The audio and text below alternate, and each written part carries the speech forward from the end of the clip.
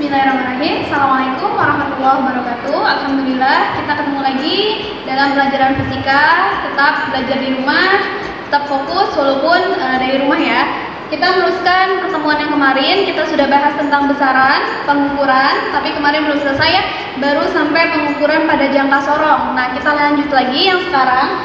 Pengukuran panjang itu bisa melalui meteran atau bisa juga pakai penggaris. Nah, yang sekarang kita akan bahas tentang jangka sorong dan mikrometer skop. Ini sebenarnya mengulang saja karena sudah dipelajari sebelumnya di SMP.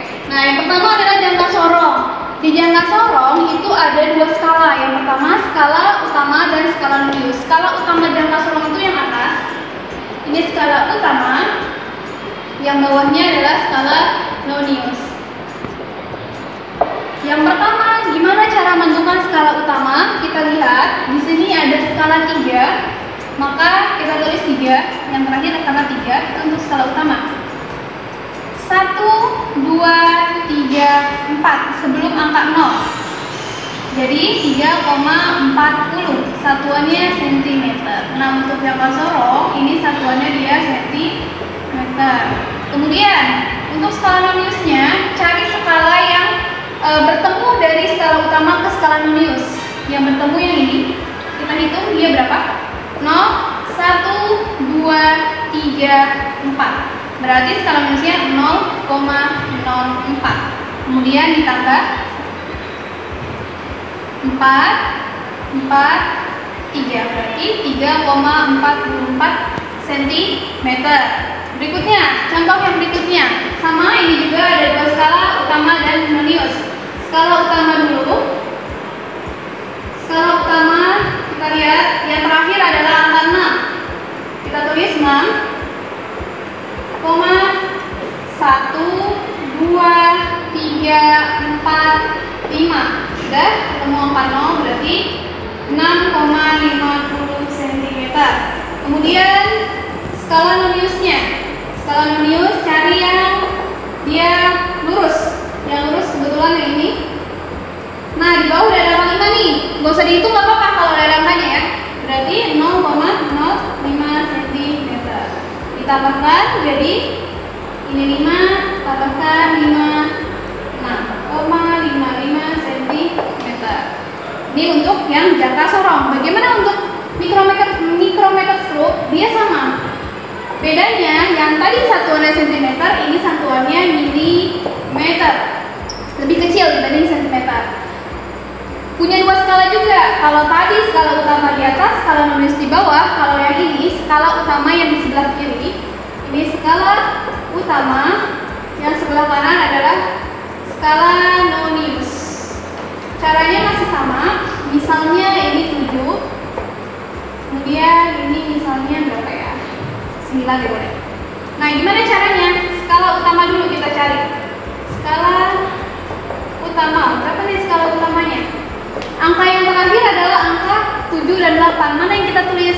Yang angka 8. Kenapa ya? Ini yang paling akhir. 7 ini belum akhir. Berarti skala utamanya 8, sekian. 1, 2, 3. Berarti 8,30. Ingat satuannya milimeter. Kemudian skala nonius. Berapa skala noniusnya? Yang sejajar. Nah, cari sejajarnya begini. Ya, ini. 25, 26, 27, 28, 29, 30, 31, 32, 33, dan 34. Berarti 0,34 milimeter. Ditambah 4, tambahkan 6, 8,64 milimeter. Yang berikutnya, ini tadi skala utamanya. Angka yang terakhir adalah angka 9 ya. 9, 1, 2, 3, 4, 5, 6, 7. Berarti 9,70 milimeter. Kemudian skala noniusnya. Berapa skala nonius? Yang sejajar ini. Hitung 30, 31, 32, 33, 34, 35, 36, 37, 38. Berarti 0,38 mm. 7 tambah 3, 10 ya. Simpan 1 di sini, berarti 10,08 mm. Itu caranya. Jadi keduanya sama-sama memiliki dua skala, yaitu skala utama dan skala Nonius. Bedanya ketika jangka sorong skala utamanya di atas, Noniusnya di bawah, sedangkan micrometer screw dia yang utama di sebelah kiri, yang skala Noniusnya di sebelah kanan. Caranya sama, cari angka skala terakhir itu untuk skala utama, Noniusnya cari yang sejajar dengan skala utama. Nah, gimana nih lebih benar pakai jangka sorong atau micrometer screw? Yang paling bisa kita gunakan karena ketelitiannya lebih teliti itu adalah micrometer screw. Kenapa? Karena dia satuannya milimeter, lebih kecil dibanding jangka sorong. Pakai penggaris bisa ngukur, tapi lebih teliti pakai micrometer screw karena dia ketelitiannya lebih besar. Gitu. Nah, gimana kalau misalkan kita bisa menghitung panjang papan tulis, bisa pakai meteran, bisa pakai penggaris juga. Untuk spesial jangka sorong dan micrometer screw ini kita menggunakan bahan-bahan yang dia kecil, ketebalannya kecil, atau kita menghitung jari-jari tutup botol misalkan. Itu kan sulit ya kalau pakai penggaris atau pakai meteran, itu sulit. Jadi kita menggunakan micrometer screw atau enggak jangka sorong. Biasanya kalau untuk jari-jari kita pakai yang jangka sorong. Jadi jangka sorong itu ada dua, ada yang luar, ada yang dalam. Nah, untuk yang dalam itu kita gunakan untuk menghitung jari-jari dalam. Misalnya tutup botol itu kan ada jari-jari luar, jari-jari dalam. Nah, untuk yang menggunakan yang kecil atau yang dalam itu untuk menghitung jari-jari yang dalam atau ketebalan yang dalamnya.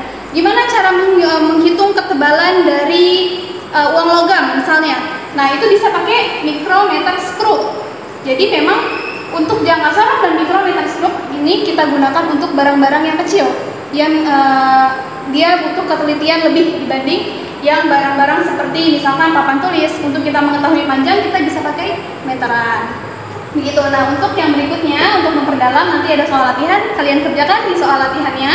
Untuk pertemuan kali ini cukup sekian, semoga dapat dipahami. Kurang lebihnya mohon maaf. Wassalamualaikum warahmatullahi wabarakatuh.